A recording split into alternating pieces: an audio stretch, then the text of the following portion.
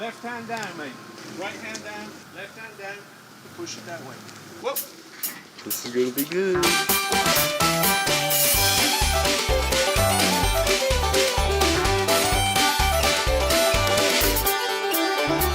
I got a gal and she loves me. She's as sweet as she can be. She's got eyes baby blue, and her love for me is true. Going up Cripple Creek, going on a run. Going up Cripple Creek, having a little fun. Going up Cripple Creek, going in a whirl. Going up Cripple Creek, see my girl.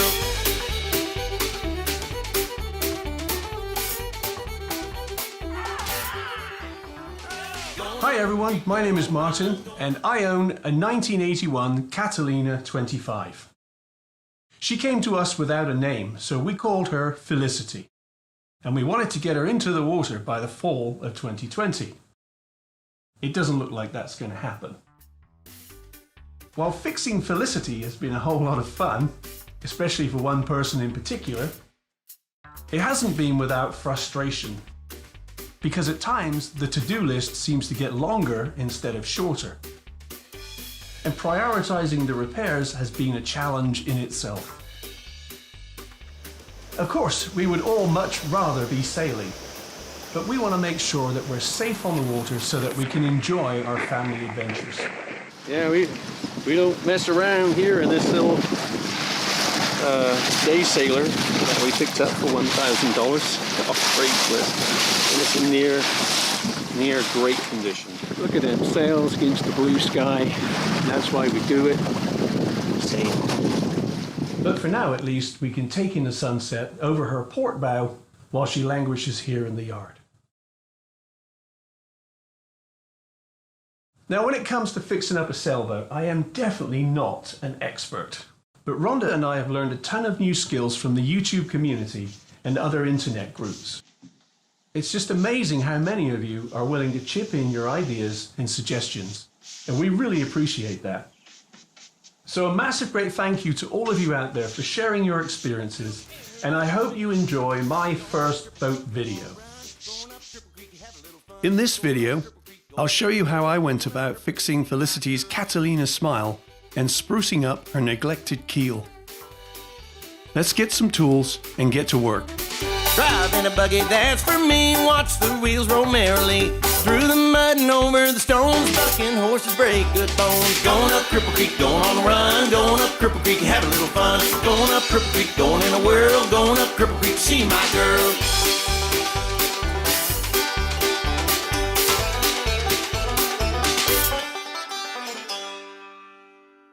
First, I had to find out just how badly the keel joint was damaged. Because I'm so close to the house here, I decided to take the Michelangelo approach.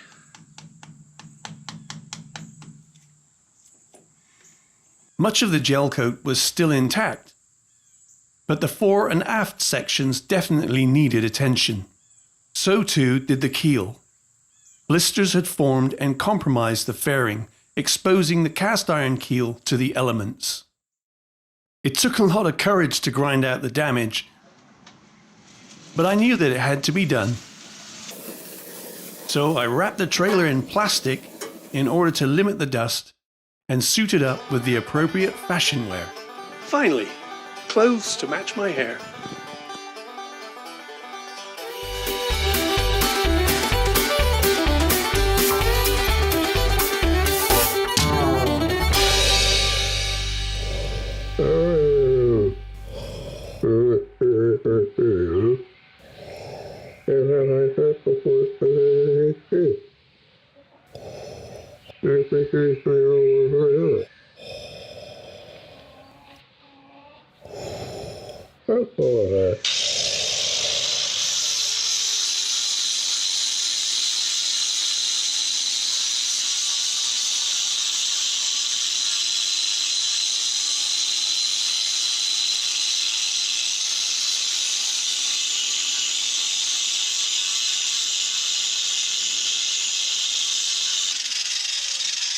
I ground out the damaged joint and stripped back the surface of the keel.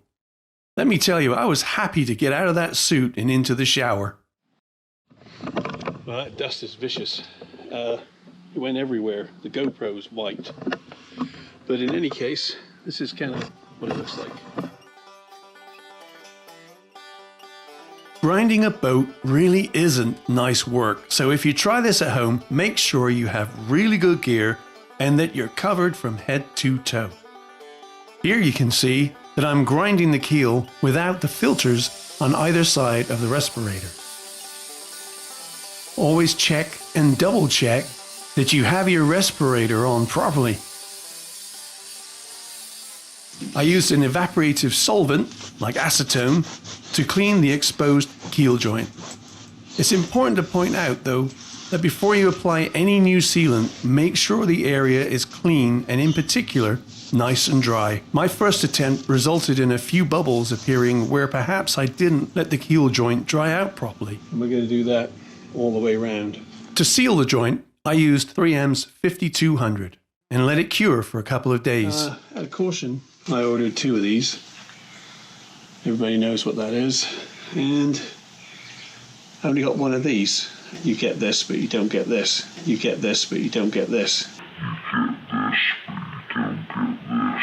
You can't use it without this. So anyway, yeah, so you get this and you put that in there and you poke a hole, put your nozzle on, and then cut the nozzle the smallest you can get away with. Then you remove this little guy back here, and suddenly you're locked and loaded.